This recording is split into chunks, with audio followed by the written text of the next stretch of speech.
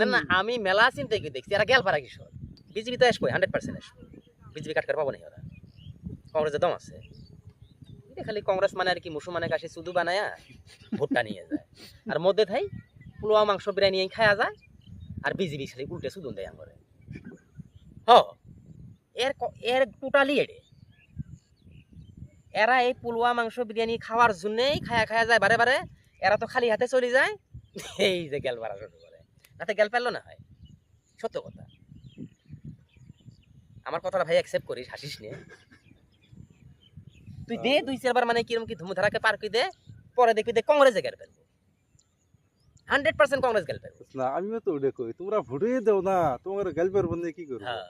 উড়ে যাবো ফুটতে তো দেই না আমরা কোন না না আমি মেলা চিন্তা কি দেখছি এরা গেল পারা কিশোর তার মানে আমরা দেখি এই যে ব্রিটিশ সত্যাই দেখি আছি এই কংগ্রেস কংগ্রেস কংগ্রেস কংগ্রেস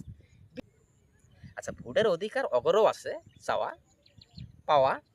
ভোটের অধিকার এগেরও আছে পার্টি যেহেতু দূরে আছে একতরফায় তো হার জিত হয় না দুই তরফায় হার জিত হয় তো দুই তরফায় যদি হার জিতটা হয় আমরা তো খালি একতরফায় যায় আছি এত বছর আর আরেক তরফা অন্য দিকের মানুষ ওকে সরকারের মধ্যে গড়িয়ে রাখছে ওই সরকার থাই ভোট আমরা অক দেই না ওই ফিরে আমাকে পুরো পদে লাগছে গেল পারবে না